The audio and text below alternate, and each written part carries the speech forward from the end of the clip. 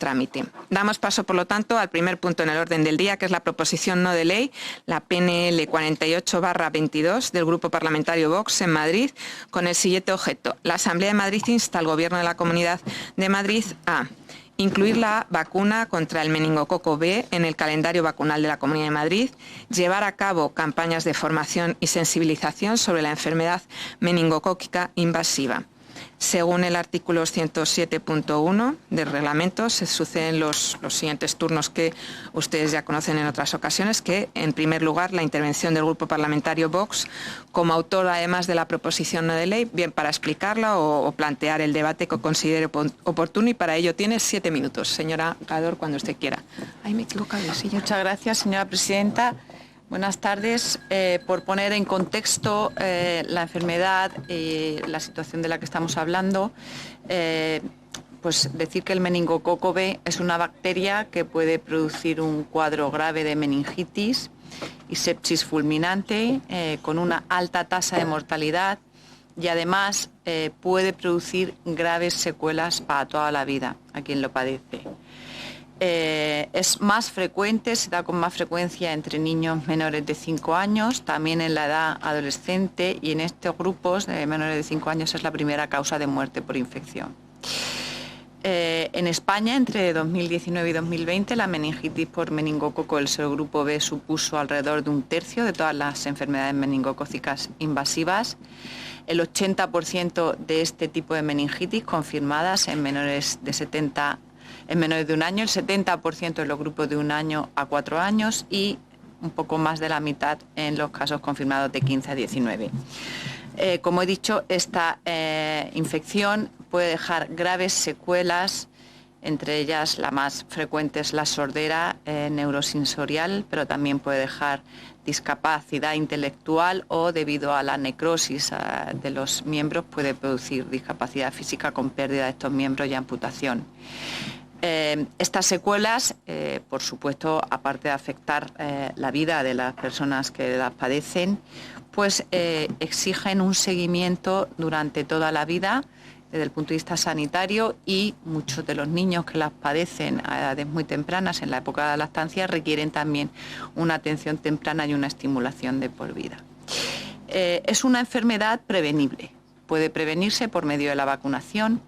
Y, por tanto, cuando hablamos de prevenir esta enfermedad y de incluir la vacuna contra el meningococo B en el calendario vacunal pediátrico, no solo debemos de ver esta medida como en términos de gasto, simplemente valorando lo que pueda suponer financiar la administración de la vacuna, sino también hay que tener en cuenta, como digo, por supuesto, y en primer lugar, cómo mejora, salva vidas y mejora la calidad de vida de muchas personas que las pueden padecer, es que además, hablando desde el punto de vista económico y presupuestario, supone un ahorro, porque previene todo esto de lo que yo acabo de hablar, que es pues el tratamiento de todas las secuelas que puede dejar esta enfermedad, y todo el sistema de atención temprana, bueno, pues también supondría un ahorro en este sentido, ¿no?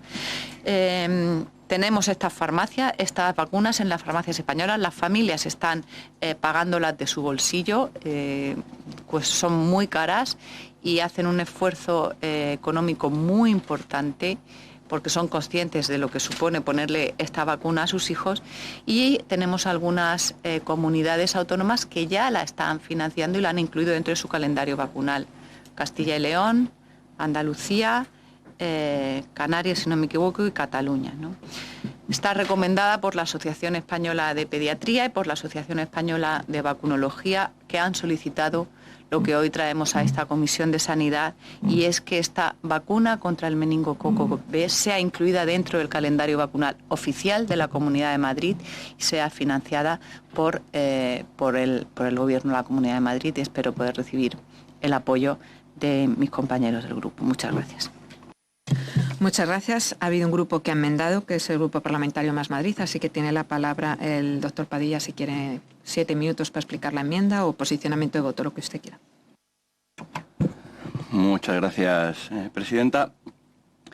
Bueno, creo que es una buena oportunidad esta iniciativa para abordar algunos aspectos importantes relacionados con la enfermedad meningocócica invasiva, pero sobre todo con lo que supone la financiación de nuevas prestaciones dentro de un sistema sanitario y en concreto dentro de un sistema sanitario compuesto por 17 sistemas sanitarios distintos. Al respecto de incluir nuevas vacunas en sistemas de salud, hay dos aspectos fundamentales. Un aspecto es el epidemiológico, pero otro aspecto es el relacionado con la financiación. En relación con lo primero, creo que por añadir a lo que se ha dicho previamente, sabemos que ha habido un descenso en las tasas de incidencia de la enfermedad meningocócica invasiva desde el año 2000, con unos datos que además no son evaluables en los del año 2020, por el contexto de corte de cadena de transmisión vinculado tanto al confinamiento como a la distancia social, como a la disminución de la escolarización en edades muy tempranas por la pandemia de COVID. Y sabemos que hay un cierto incremento actual de los últimos años, un incremento relativo vinculado al incremento de los serogrupos WY, que ahí sí que se han producido cambios en las recomendaciones en el seno del Consejo Interterritorial del Sistema Nacional de Salud, a raíz del último informe de la ponencia de vacunas del Ministerio. Pero desde nuestro punto de vista, aquí de lo que se habla principalmente es de criterios para financiar nuevas prestaciones dentro del Sistema Nacional de Salud. A ese respecto hay tres aspectos que nos parece clave y que nos llama la atención que no se mencionen en la proposición no de ley, porque se supone que son los fundamentales para saber si hay que financiar algo o no, y que no sean simplemente las prioridades políticas las que establezcan esto. Por un lado están los estudios de evaluación económica, por otro lado los estudios de impacto presupuestario y por otro lado los estudios de análisis marginal. El análisis más frecuente, más reciente que se ha publicado en la literatura aterrizado sobre el contexto español fue un artículo firmado por Ruiz Montero y colaboradores en Gaceta Sanitaria denominado Evaluación económica de la inclusión en el calendario vacunal de 4CMB Bexsero en España.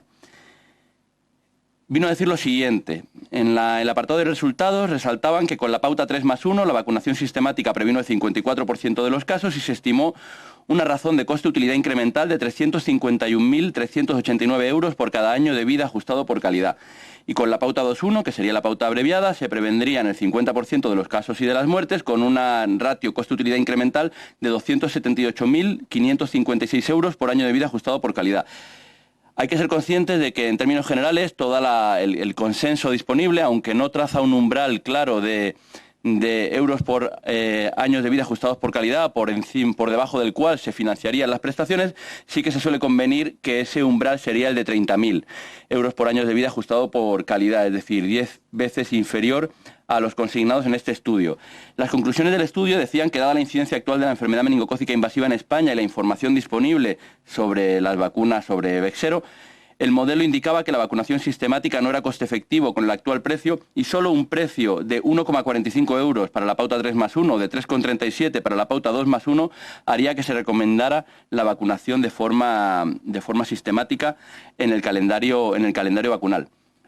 Esto debería añadirse a los estudios de evaluación de impacto presupuestario, que entiendo que si la comunidad se planteara incorporarla, llevaría realizados, del mismo modo que la ponencia de vacunas del Ministerio hace estudios de evaluación de impacto presupuestario para absolutamente todas las nuevas recomendaciones que realiza en materia de incorporación vacunal. Y luego los estudios de análisis marginal, porque tenemos que ser conscientes de que absolutamente toda nueva incorporación de prestaciones en el marco del Sistema Nacional de Salud conlleva una utilización de recursos que no se lleva a cabo para otro tipo de prestaciones. Esto hace pensar si la incorporación de Bexsero es la mejor incorporación que podemos hacer en materia de vacunas, para lo cual yo puedo tener una opinión, tanto una opinión política como una opinión técnica, como sobre todo la conjunción de esas dos opiniones, pero que creo sin duda que esto tiene que venir de la evaluación a ese respecto. Por eso, la enmienda que nosotros hemos realizado ha sido la de no que nosotros, un grupo de representantes públicos pertenecientes al Poder Legislativo, le digamos al Gobierno qué tiene que financiar o no, sino que le digamos al Gobierno que es necesario que la Unidad Técnica de Evaluación de Tecnologías Sanitarias emita una evaluación de análisis económico, de impacto presupuestario y de análisis marginal para determinar la idoneidad o no, en el contexto epidemiológico y sociodemográfico de la Comunidad de Madrid, de financiar esa vacuna. Y además que ese informe se integre dentro de lo que sería la red española de evaluación de tecnologías sanitarias para ponerlo a disposición del resto de comunidades autónomas. Para terminar, sí que hay algunos comentarios que me gustaría hacer en relación con el papel del legislador y de la Asamblea de Madrid. Nosotros no creemos que la Asamblea de Madrid tenga que decir qué se financia y qué no se financia. Creemos que tenemos que empujar a la evaluación y especialmente en el contexto en el que estamos de incorporación de nuevas tecnologías y de nuevas prestaciones, en muchas ocasiones muy coste efectivas, o sea, muy favorables a ese respecto, pero que en otras ocasiones además implican un impacto presupuestario que puede hacer que haya que priorizar entre unas y otras, y para eso lo que necesitamos en un contexto de sociedad del conocimiento es tener la mejor evidencia disponible. Por otro lado, verdaderamente me parece sorprendente que grupos parlamentarios que abogan por centralizar competencias luego decidan apurar al máximo la descentralización de competencias, como es romper el calendario vacunal único, que es el existente a día de hoy, y sobre el cual existe un posicionamiento bastante claro, con unos casos muy concretos, para la utilización de la vacunación frente al meningococo B. Por otro lado, creo que esto es muy evidente, a 7 meses de campaña, creo que lo deseable sería desligar la financiación de nuevas vacunas del electoralismo vacunal, pero mentiría si dijera que confío que eso sea algo que vayamos a tener todos en cuenta. Y por último, y un aspecto que sí que me parece muy relevante, creo que es muy difícil hacer coexistir recomendaciones generalizadas de vacunación con la no financiación de esas vacunas.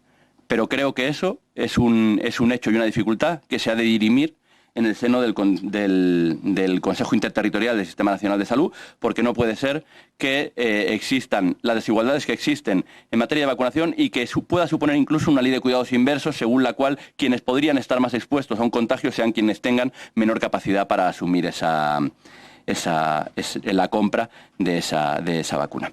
Así que nada, con esto agoto mi tiempo y muchas gracias.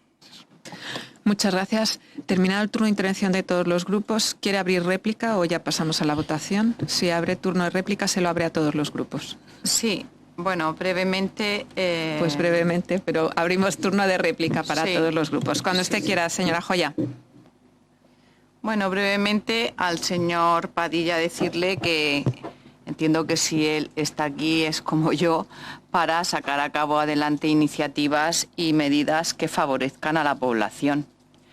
Si considera que hay un determinado margen previo a las elecciones en el que los diputados y los políticos no podemos llevar a cabo ni proponer ninguna medida porque todo va a ser con un interés electoral, les sugiero que sean ustedes los primeros que empiecen por quedarse callados en todas las comisiones y en todos los plenos. No se les ocurra traer nada, pidiendo nada para ningún colectivo ni para ningún ciudadano madrileño, porque entonces estaremos dando por hecho que están ustedes haciendo campañas. Me parece bastante lamentable ese argumento, señor Padilla. También les sugiero que a partir de ahora todas las propuestas que hagan ustedes, tanto en pleno como en comisión, vayan acompañadas del preceptivo estudio coste económico que ustedes proponen para esta vacuna. Las acusaciones de presentar iniciativas por interés electoral porque falten X meses, yo le animo a que mire cuándo fue registrada esta iniciativa, que si no me equivoco fue en el mes de febrero del año 2022. Reino Unido y Portugal, por ejemplo, Alemania, tienen estudios similares a los que ustedes proponen que demuestran que la vacuna es coste eficaz. Dice usted que ha disminuido la incidencia, que se ha visto una disminución, claro. La gente está vacunando a sus hijos pagando la vacuna de sus bolsillos. Entonces, cuando se analicen esas incidencias, también hay que tener en cuenta la población vacunada con el esfuerzo económico de cada una de las familias, porque también hay que tener en cuenta que ahora hay muchísimos niños en España vacunados en la Comunidad de Madrid porque han sido vacunados por sus padres, o sea, con la vacuna pagada con el esfuerzo de sus padres, ¿no? Y sin más, nada más reiterar la necesidad de que esta vacuna sea aprobada para la población de la Comunidad de Madrid, reiterar nuestro interés real, verdadero, de que los niños no tengan que sufrir esa enfermedad, esas secuelas, si los padres no tengan que pagar de sus bolsillos, generando una inequidad, el coste de esta vacuna. Muchas gracias. Muchas gracias. Muchas gracias. Es el turno ahora del portavoz de Más Madrid, el señor Padilla, cuando usted quiera. Muchas gracias. Señora Joya, cuando hablaba de electoralista me refería a quienes tienen la capacidad de incluirlo, no a usted por traerlo aquí. Yo ya en el momento en el que usted la registró ya me llamó la atención esta iniciativa porque la inclusión, la financiación de la vacuna del meningo B y los estudios de evaluación económica fueron el inicio de lo que fue mi tesis que tuve que dejar, así que este era un tema que me sabía bien y que incluso me hacía ilusión que lo trajera usted aquí. Pero no, me refería a los gobiernos, fueran del partido que fuera. La verdad es que me alegra mucho las intervenciones del resto de grupos y ver que hay como bastante consonancia ante la idea de que esto no puede ser un mercadeo que quede a expensas de la volatilidad de un pensamiento u otro. Para esto hay unos procedimientos de evaluación muy claros y creo que hay que seguir con ellos al respecto. Comentaba la señora Joya estudios de Alemania. Yo me voy al comparador de calendarios vacunales del Centro Europeo de Control de Enfermedades y me habla de que Alemania es uno de los países que no tiene financiada esta vacuna. Hay de los 30 países que salen la tienen financiada 9 y de los 9 no todos son universales, sino para condiciones concretas en alguno de ellos. Así que nada, simplemente redundar en que bueno, que sí que me alegra mucho las intervenciones que he escuchado del resto de grupos y nada más, muchas gracias. Muchas gracias, doctor Raboso. Pues ahora, antes de pasar a... Bueno, ya sabemos que no se aceptará la enmienda. Bueno, primero voy a preguntarle si hay algún tipo de sustitución para poder seguir tramitando esta iniciativa. Si los hay, pues entonces pregunto a todos los grupos. Unidas Podemos no tiene sustitución, el Grupo Vox no tiene sustituciones. ¿El Grupo Más Madrid tiene alguna sustitución? Sí, sustituye a Alejandro Sánchez a María Pastor. Muchas gracias. ¿El Partido Socialista tiene alguna sustitución? No. ¿Y el Partido Popular tiene alguna sustitución? No. Muy bien. Ahora debo de preguntarle al Grupo Vox si acepta la enmienda de Más Madrid, ya entendido por el debate, pero aún así le tengo que preguntar. No acepto la enmienda de sustitución. El Grupo Parlamentario Vox no acepta la enmienda. No les tengo que leer el articulado de lo que sería transaccionar, o sea, la tramitación, digamos, de las enmiendas, porque además es rechazada. Así que vamos a pasar a la votación y, por lo tanto, con mano alzada pregunto votos a favor de la proposición no de ley. 2. Votos en contra. A nosotros. Y abstenciones. Muchísimas gracias. Queda rechazada la proposición no de ley, aunque no haya contabilizado los votos.